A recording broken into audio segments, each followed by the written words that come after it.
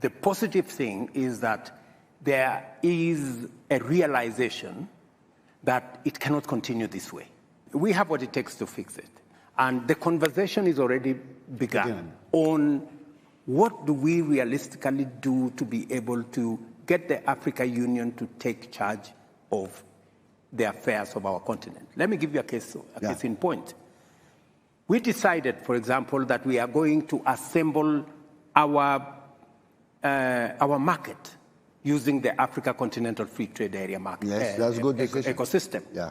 And the positive thing is that it was unbelievable at the rate at which we were able to achieve consensus and we were able to achieve ratification.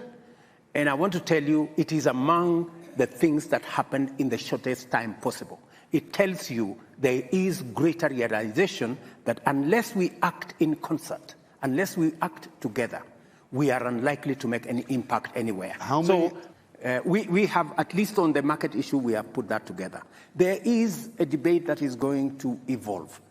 Like, for example, we have also decided that it will not going to be business as usual. We have these meetings, Africa-US meeting, Africa-Europe, Africa-Turkey, Africa... India. Now we are waiting for, there is another one, Africa-Russia. And Africa-Japan. And Africa-Japan. We have made the decision that it is not intelligent for 54 of us to go and sit before one gentleman from another place. And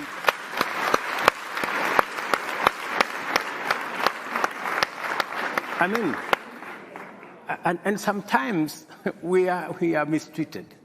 Yeah. You know, we are loaded into buses like school kids. You know, and it's not right. Well, you are summoned, you know. It's not right. So the decision that we have made as AU is that going forward, if there is going to be a discussion between Africa and any other country, we are going to be represented by the chair, the outgoing chair, the bureau. Chair of the commission or the chair and the chair of the RECs, and we have 5 RECs. That should be sufficient for, I mean, a meeting of maybe 6-7. Yeah. That should be able to represent Africa, and that is the position I am taking as the president of Kenya. For any other meeting that we are going to have with all these requests that we have a meeting between Africa and one other country. We respect the sovereignty of others. I think to ask for reciprocation is not to ask for too much. No. And for us to agree that let us have this kind of setup. The only, because I had a conversation with President Kagame, and he actually led that particular position. I have had a conversation with Prime Minister Abiy. He believes very strongly that that should be the position of our continent. Because, as you have said, if we don't respect ourselves, nobody is going to respect us.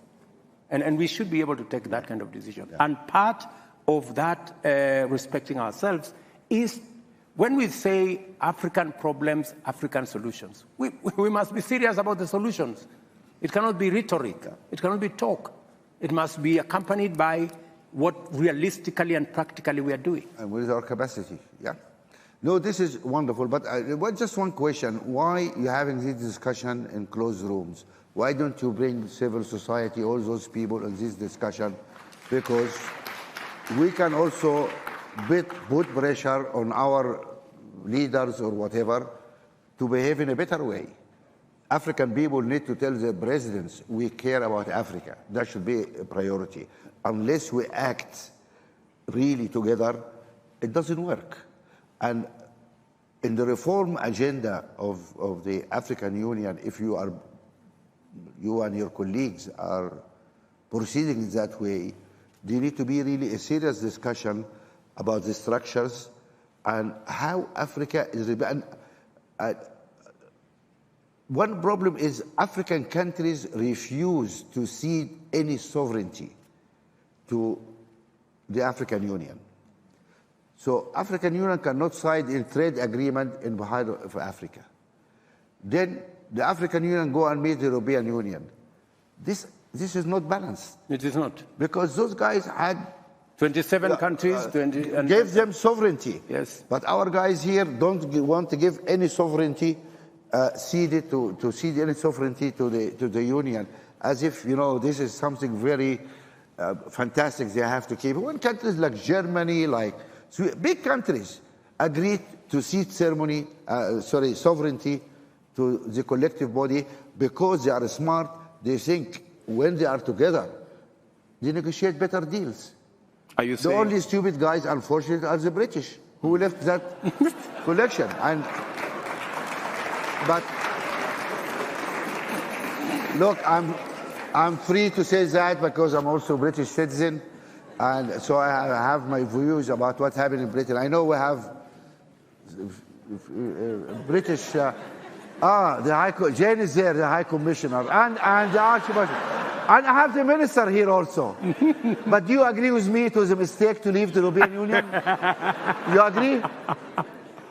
You're going to lose your job, I think. Anyway, BBC is not here, don't worry. Nobody watch Kenya TV, so don't worry.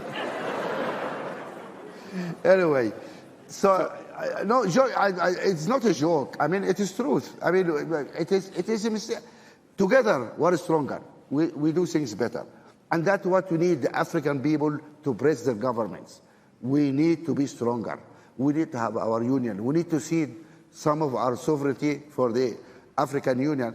I'm not losing sovereignty because our collective sovereignty is huge. Is huge. Then we are somebody which can be respected around the world. We go out there in Europe, oh, we Africans, we African. I want to ask you, what do you mean you are Africans? You are South African, you're Nigerian, what do you mean you are Africans?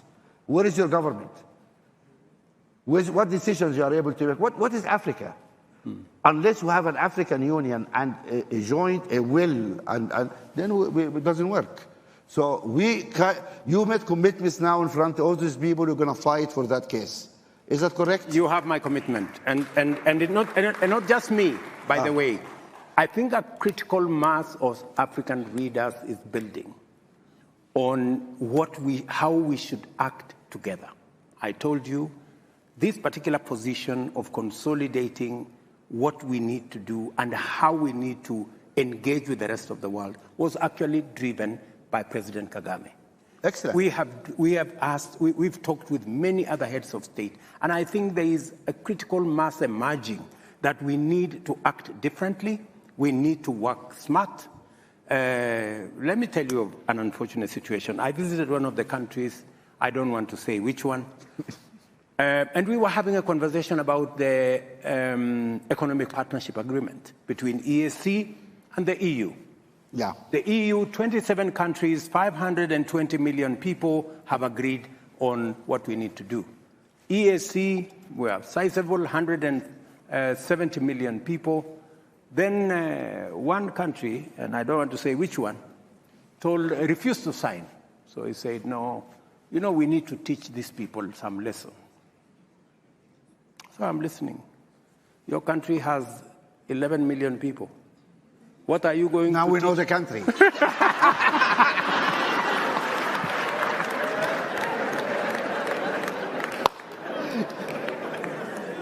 Anyway. So what are you going to teach 520 million people who are supposed to serve as your market? Really?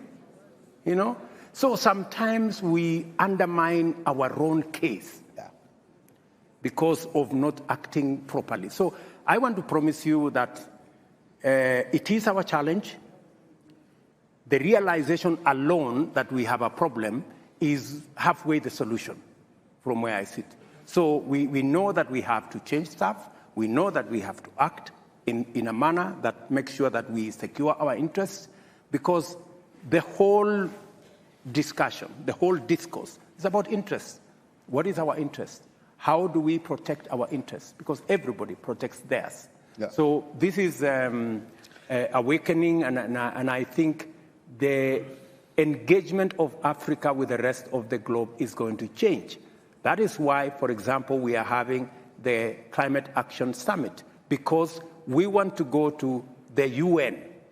We want to come to the UN General Assembly. We want to go to COP28 with an African consolidated position, speaking with one voice, the whole lot of us, so that people can know we know what we want and we will not back down. This is wonderful. If any value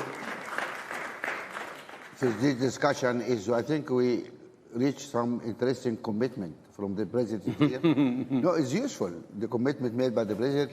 My only suggestion is that mobilize the people, have trust in the people, because the pressure from the people can help produce. Get the civil society into your summit.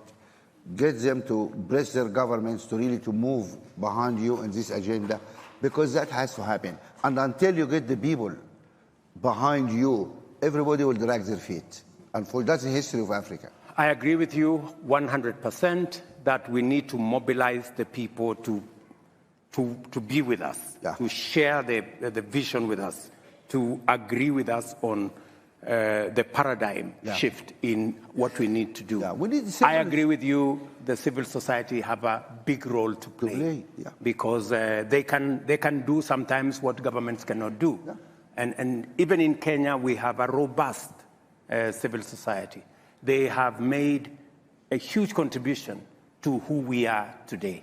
Sometimes as governments we agree with them, sometimes we don't agree with them, but that is the nature of life.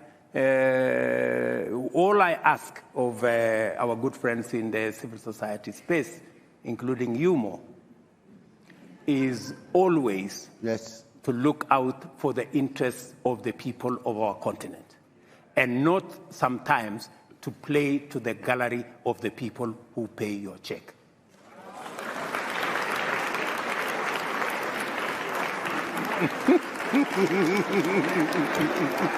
What are applauding for?